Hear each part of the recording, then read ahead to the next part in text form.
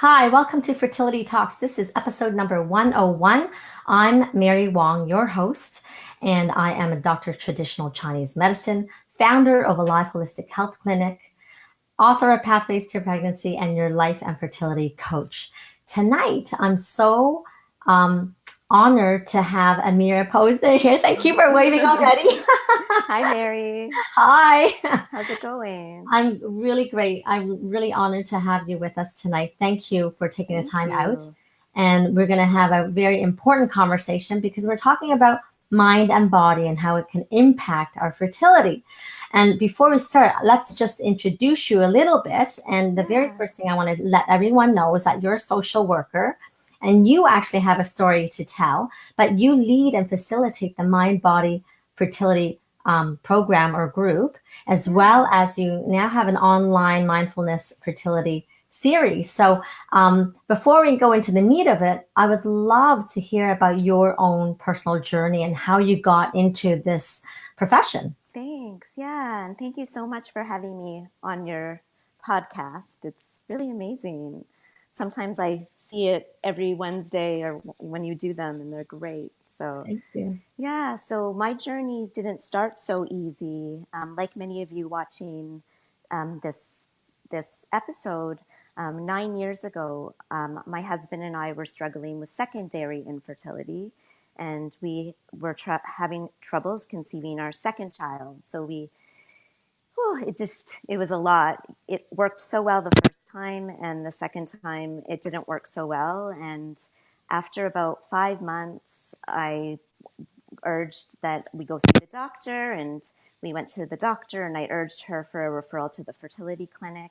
And we went to the fertility clinic, and they did all the normal tests, and they discovered that we were dealing with male factor infertility. I had a little few issues here and there, but primarily it was male factor, and they recommended that we go to IVF. And we did IVF, and we were successful, and we ended up conceiving twins.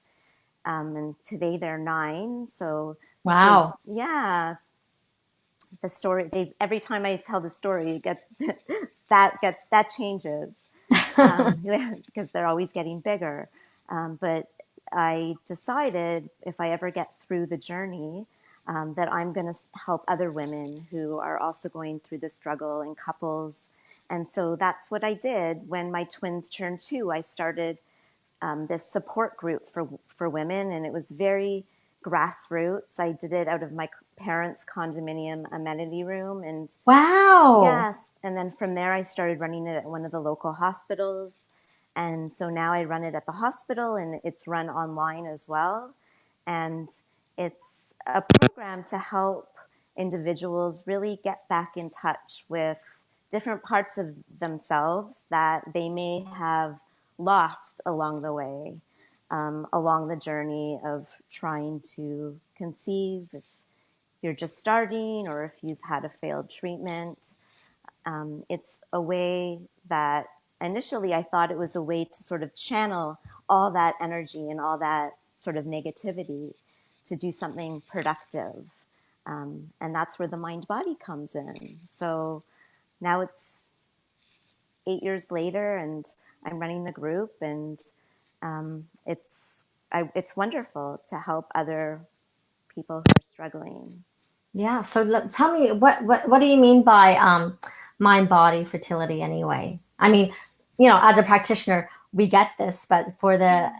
people out there, typically people are staring straight at their bellies and just wondering, what's wrong with this inside me? But meanwhile, Yeah. there's a disconnect with the mind body connection. So can you address that a little I bit? think it's just helping people become more aware and to learn about the connection so that they can use it to help them in different ways, whether it's dealing with the emotional effects or whether it's dealing with anxiety related to treatment or whether it's, going in and getting a result.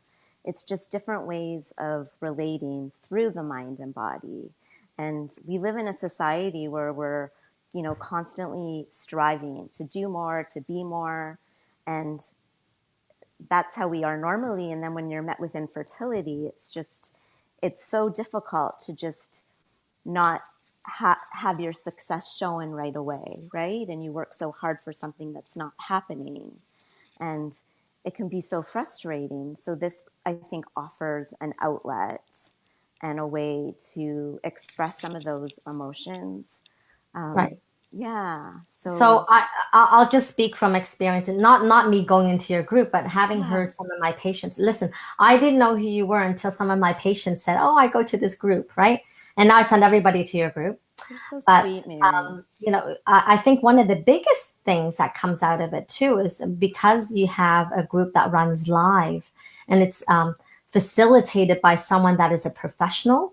I think it's very helpful because you have that social worker background, right? So Yeah, it's not just anybody doing it without yeah, any kind of experience. So you have your personal yeah, experience, your professional experience, right, and it yeah. creates that camaraderie. And I've certainly seen some of your patients, they end up building friendships. It seems like it will be for life, right? Totally. Yeah, it's amazing. And they're your patients too. And yeah, they are after the group runs for 6 weeks. So after the 6 weeks, they usually have formed these friendships and they stay in touch and some become best friends and Mhm. some even go on to have their babies together. So Oh, it's a really wonderful network.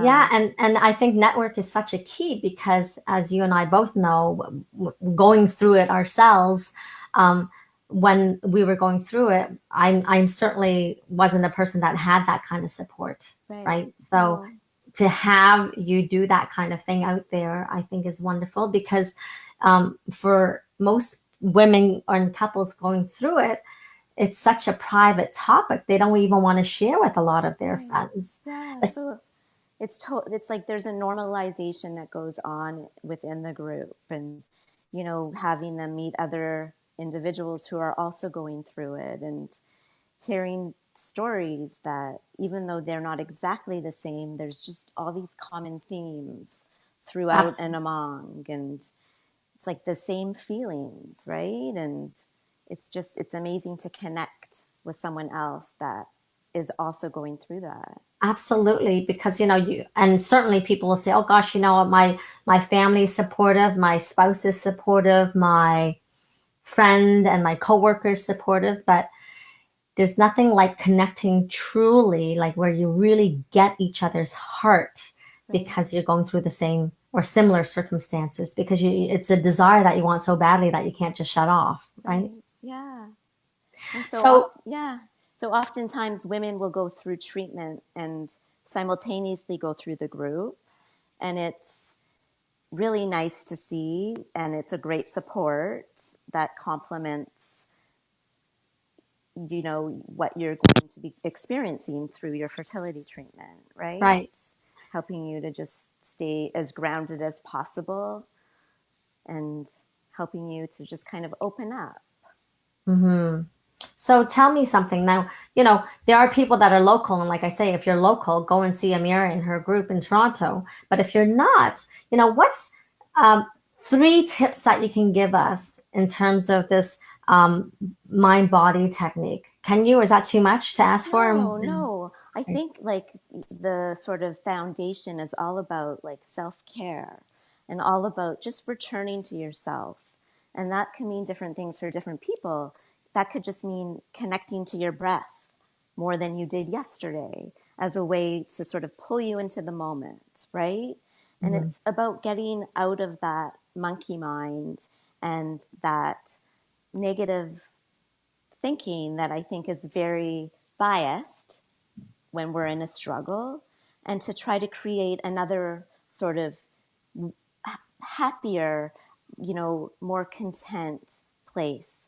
And even at first, if it feels like you're just faking it and you're going along with it because you just got this advice from the podcast, then do that because part of you will begin to align with it, right? So bringing yourself back just to the moment, right? And that means just in this moment, letting go of all the thoughts in your mind, just connecting to your breath,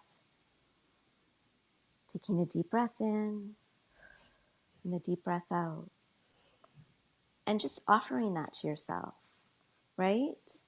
And so slowing down, and you don't have to take a course. I like to always make sure that my clients, like, they don't feel pressured because they're already doing so much. A lot of them have full-time jobs, they're going through fertility treatment, they're doing the acupuncture, and so it's just like more stuff to do, and I don't want them to feel disempowered. So it's Absolutely. just trying to connect to that part of yourself every day, that part that, even if it's like a whisper of the tiniest thing that you can barely hear of hope, you connect to it, right? So I don't know if that makes sense. I usually do actually teach a really easy technique. It's called the ABCs of mindfulness. And it's Great. just, so A is for acceptance. So a big part of mindfulness is accepting whatever's going on in our experience and in our thought. So A is for accepting. So if you're having a bad moment, or if you had a negative circumstance or a thought, I'm just going to accept this. Mm-hmm. I, I'm going to open to it. B is the breath. So just connecting to the breath. I've accepted it and connecting to the breath. And C is centered or concentrate. So I've moved away from my busy mind, connected to my breath. I'm just going to take a moment, right? Love it. So it's something Love you it. can use like at any time. It's like an anchor, Mhm. an anchor. I like it that you use the little acronym because I have a version of that, but I don't call it ABC, so I might have to steal that. Okay, you can, Yeah. yeah. Yeah, I use lots of acronyms, and Well, it's, it's helpful because people will remember that way. Yeah. yeah, totally. Awesome. Yeah. Okay. So, is there any other quick tip right now that you want to add in? I think it's also, acknowledging that there's a suffering that goes along with this experience, right? And, offering yourself some compassion, and they call it loving kindness. I think Mhm. you might have heard the term before. It's like Absolutely. it's a meta, and it's just offering yourself that loving kindness and acknowledging that it's a difficult experience and you're not alone. Others are going through it as well. And there's support out there, and there's ways to approach it so it doesn't need to take over your life. Well, and certainly, as you and I both know, it can completely take over your life. So Yeah, it's just a good reminder to step back, and really help yourself versus, again, just staring down at your belly. What can I do for, this thing, which you end up actually kind of looking separate from yourself, right?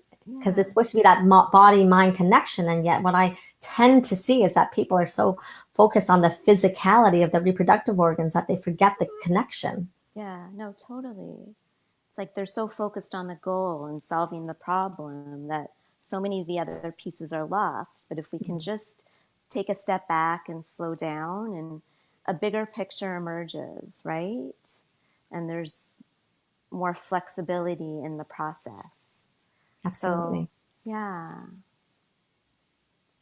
Well, I before we end up, I just really want to acknowledge, and this week, so actually beginning this week, but for the whole month, it is PCOS, Polycystic Yeah. Ovarian Syndrome Awareness Month. We're both wearing our teals. Yes, we're well, this is teal-ish. Yeah, so we're wearing that in recognition of that, and because, oh gosh, like at least, close to 10% of women have PCOS, and many go undiagnosed, and they may not know until they're actually trying to conceive.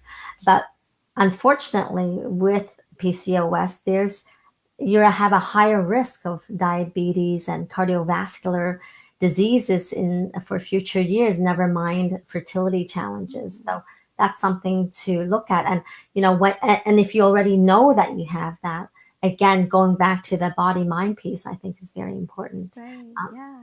along with lifestyle and dietary changes, of course. Essential. Hmm.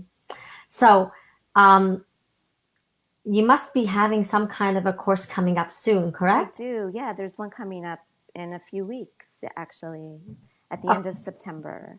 Okay, so let Um, me just say, that's if you want to find out more information, you can check out www.healinginfertility.ca, right? Okay, cool. So then you can email you directly, Yeah, ask you email about me. it. Yeah, if you have any questions, happy to answer. And And then did you say something about an yeah, online? so it's called the Online Mindfulness Fertility Series, and it will start as well next month, so in October. And it's the same framework, but it's online, so it's open to the whole world.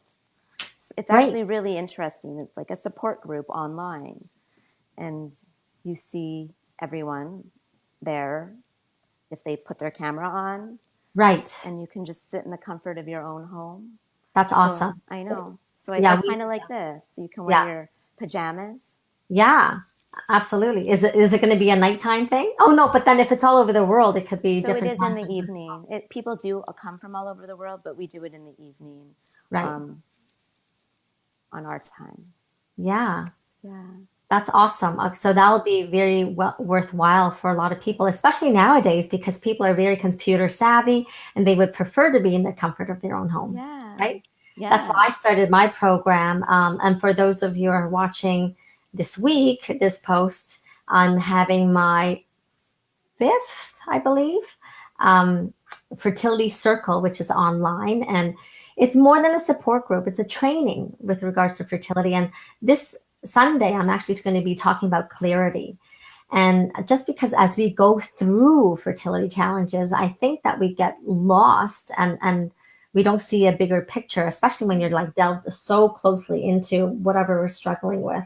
So I want to open things up more, challenge you in little different ways, but Yeah. it'll be a big, thorough conversation. I'll lead you through it. I'll give you some exercises, give you some tips and practical advice that you can take on, tools that you can utilize, things that you can work on your own. So it'll be awesome. Okay. So that's this Amazing. Sunday, 11 to, well, I'm trying to do it an hour and a half because, of course, 2 hours seems to be a little long for people, but I'll see what I'll do.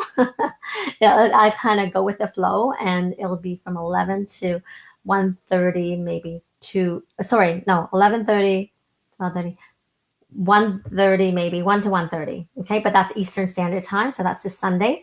So be here and it'll be awesome. Sign up if you haven't already subscribed. It's a monthly thing. So that'll be awesome. And when you join, I actually have 8 hours worth of training for you on different, it's like different modules. Okay. So please join me. And thank you again so much, Amira, for being Oh, here. thank you, Mary. We'll have Thank to you have so another. much. Oh, Yeah. you're Take welcome. care. Okay, you Bye, take care. everyone. Bye. And I'll see you guys next Thursday. It's not Wednesday because I'm going to be speaking at the Canadian Fertility Andrology Society. I'm speaking to the nurses because I'm looking at patient centered care, which is going to be so awesome because we're going to hopefully impact the ability for fertility clinics to receive you. Because for those of you who are at fertility clinics, sometimes, well, it's not sometimes, it's a stressful experience. So if I can get the fertility clinics staff on board with helping to receive you in a more positive manner, I think that will hopefully make a better difference for you and your experience. So I'll be speaking with Zainab Uraz, our naturopathic doctor from Alive Holistic Clinic, because we're both going to be there, and we'll grab some good pieces from what we learn from the Canadian Fertility Andrology Society, and we'll talk and speak to that. And so we'll look forward to talking to you next Thursday, and we'll see you there. Okay, have a great night. Take care. Bye for now.